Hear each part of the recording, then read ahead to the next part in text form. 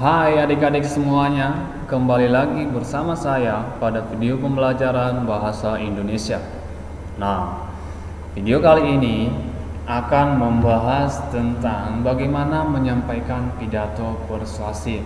Semoga video ini bermanfaat dan dapat membantu adik-adik semuanya mengikuti pelajaran di sekolah masing-masing. Tanpa berlama-lama, semangat belajar. Apakah adik-adik sebelumnya sudah pernah menyaksikan atau mendengar pidato persuasif?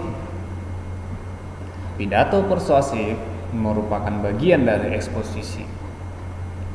Seperti yang telah kalian pelajari sebelumnya, bahwa eksposisi digunakan untuk meyakinkan pembaca atau pendengar dengan menyajikan argumen dari suatu sudut pandang. Itu dia pidato persuasif. Nah, ada 3 tipe perbedaan eksposisi, ya. Tadi dikatakan bahwa eksposisi itu bertujuan untuk mengajak, ya. Ada 3 perbedaan eksposisi, di mana yang pertama, eksposisi yang dapat mengubah sikap orang atau mengubah pandangan orang tentang suatu hal. Ini sangat banyak kita jumpai pada pidato politik, khotbah, ceramah dan lain-lain, ya. Dan eksposisi yang kedua, eksposisi yang dapat dimanfaatkan untuk mempromosikan dan menjual barang, jasa dan aktivitas.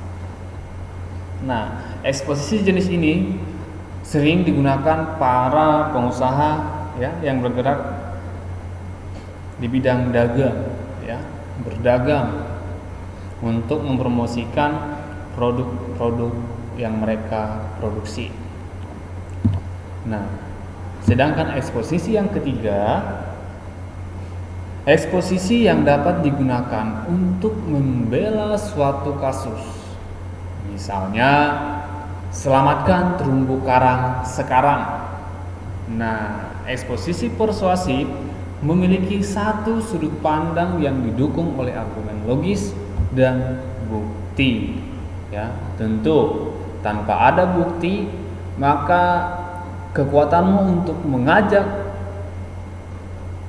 si pendengar akan berkurang, ya. Dengan adanya bukti, maka si pendengar akan lebih meyakini argumen yang kamu sampaikan. Iya. Selanjutnya kita mengidentifikasi informasi tentang pidato persuasif. Ya, mari kita sama-sama mengidentifikasi informasi tentang pidato persuasif. Nah, pidato persuasif merupakan seni mengungkapkan pendapat secara jelas dan logis. Setiap orang akan berbicara di hadapan orang lain, misalnya pada acara syukuran keberhasilan tertentu, ya. Ya mungkin berhasil menjuarai suatu lomba atau berhasil lulus ujian. Nah, pada kesempatan yang lebih resmi lagi, tentu kita perlu menyatakan pendapat kepada orang banyak. Kita menyuarakan apa yang menjadi kepedulian kita. Kita harus peduli kepada hal-hal baik tentang apapun kepada siapapun. Sebagai makhluk ciptaan Tuhan yang paling unggul, sudah seharusnya kita menjaga alam semesta agar bermanfaat bagi seluruh umat manusia dimanapun berada. Nah, bagi sebagian orang, kesempatan berbicara di hadapan orang banyak terasa menakutkan. Apakah kalian salah satu di antaranya? Saya yakin tidak, ya. Nah, ini masalah mental yang harus diatasi. Suatu saat, apakah di sekolah, di tempat kerja, akan ada saatnya kita diminta untuk berpidato atau berbicara meski hanya singkat.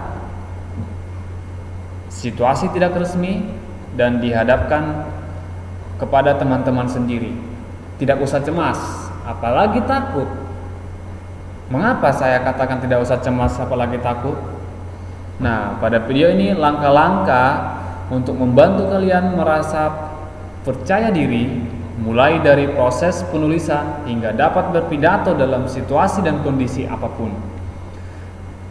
Penulisan dan persiapan yang baik akan membuat lebih percaya diri. Jadi, artinya sebelum kamu tampil di depan teman-temanmu atau di depan banyak orang, kamu harus melakukan persiapan yang baik, ya, supaya kamu lebih percaya diri. Nah, apakah kalian sudah mengetahui untuk apa atau apa fungsi dari pidato persuasif? Pidato persuasif bertujuan untuk meyakinkan audiens melakukan sesuatu. Berarti sesuatu yang kalian inginkan atau sesuatu yang si pembicara inginkan. Apakah kita ingin agar orang ikut memilih presiden, atau berhenti mengotori bumi, atau bahkan mengubah pikiran orang tentang persoalan penting, mengajak orang peduli? Pidato persuasif merupakan cara efektif untuk mengubah audiensi. Ada banyak unsur agar pidato persuasif berhasil. Namun dengan beberapa persiapan dan latihan, saya yakin kamu dapat berpidato dengan hebat. Nah, kira-kira apa yang perlu kamu persiapkan pada saat menulis, ya? Untuk menulis teks persuasif, teks pidato persuasif, kamu perlu mempersiapkan yang pertama, pelajari topik, ya. Kita harus mengetahui topik yang akan disampaikan dalam pidato. Hal ini sangat penting. Jika kamu tidak terlalu paham tentang topik yang akan kamu sampaikan, ya, yang akan kamu pidatokan, maka kamu perlu melakukan kajian atau melakukan pembelajaran sebanyak mungkin tentang hal apa yang ingin kamu sampaikan. Nah, mungkin kamu bisa mencari informasinya lewat internet, surat kabar, dan lain-lain. Topik apapun yang kamu bawakan, kamu harus kuasai, kamu harus pelajari. Itu langkah yang pertama. Yang kedua, pahami tujuan. Iya, penting untuk dipahami secara pasti apa yang ingin dicapai dengan pidatomu. Dengan demikian, akan mudah menyusun isi pidatomu agar sesuai dengan tujuanmu, ya. Dengan memahami tujuan, kamu akan terbantu untuk menyusun isi pidatomu supaya semuanya dirajut, disusun untuk mampu mencapai tujuan. Nah, dan yang terakhir, pahami audiensimu. Siapa itu audiensi? Yaitu si pendengar. Semua yang mendengarkan pidatomu, semua yang mendengar pidato itu adalah audiensi. Memahami audiensi dalam hal pandangannya dan mengetahui mereka tentang topik sangat penting, ya.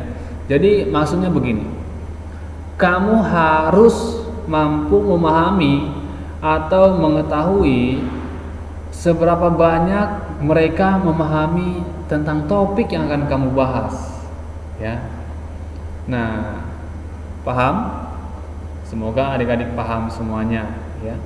Dengan mengetahui tingkat pemahaman audiensi tentang topik yang kamu bahas, maka kamu akan terbantu bagaimana cara supaya dapat mempengaruhi si pendengar, ya.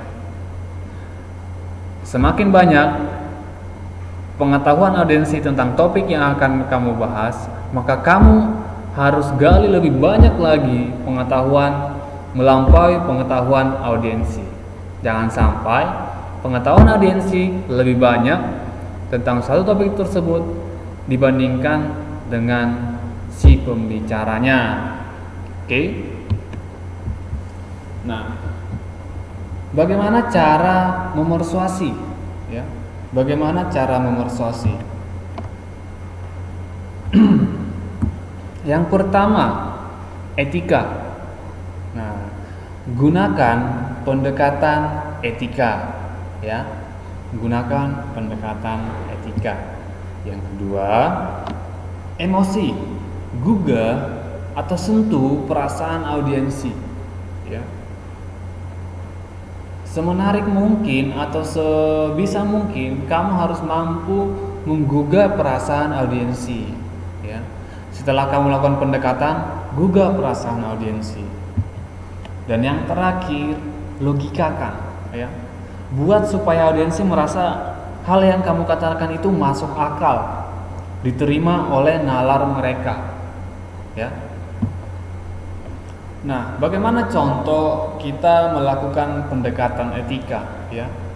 Yang namanya etika tentu saja etika yang baik, ya, yang sopan. Contohnya, kita paham bahwa cadangan sumber daya alami kita terbatas. Kita dapat memperpanjang cadangan kita dengan daur ulang. Nah, dengan kalimat ini, kamu sudah menyatakan tujuanmu untuk mendaur ulang sampah, ya.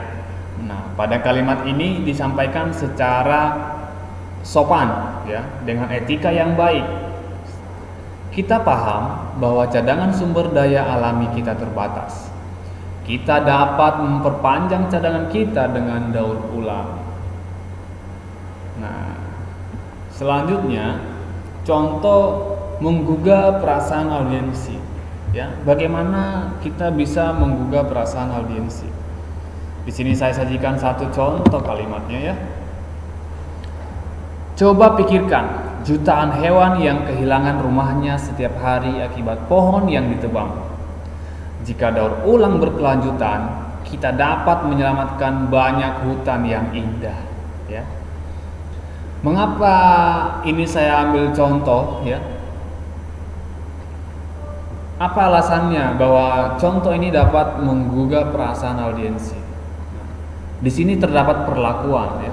Coba pikirkan jutaan hewan yang kehilangan rumahnya, ya, setiap hari akibat pohon yang ditebang. Nah, dari perlakuan manusia, maka hewan menjadi korban, ya. Jutaan hewan kehilangan rumahnya. Dengan kalimat ini pasti audiensi perasaannya tersentuh, ya, tersentuh oleh pidatomu. Selanjutnya, membuat jadi masuk akal. Iya, ini akan memudahkanmu untuk mencapai tujuan pidatomu. Membuat audiensi merasa apa yang kamu katakan itu masuk akal, diterima oleh nalar mereka. Contohnya, daur ulang adalah hal benar yang kita lakukan. Membazirkan sumber daya kita yang terbatas sama dengan mencuri hak anak cucu kita di masa depan.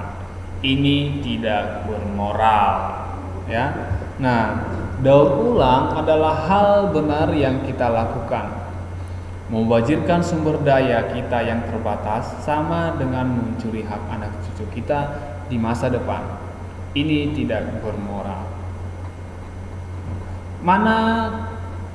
Kata mana yang menunjukkan hal yang masuk akal, ya? Daur ulang, ya. Ada kata daur ulang, mubazir, ya. Daur ulang, mubazir. Nah, terbatas. Nah, ya.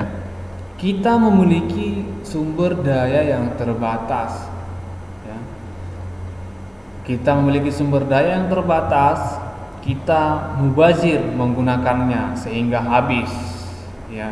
Maka bagaimana? Maka anak cucu kita yang akan hidup sengsara ke depannya. Sungguh masuk akal ya. Maka untuk mengatasi hal tersebut, dia memberikan solusi dengan daur ulang. Masuk akal bukan? Nah, ya, cukup sekian dari saya ya. Terima kasih.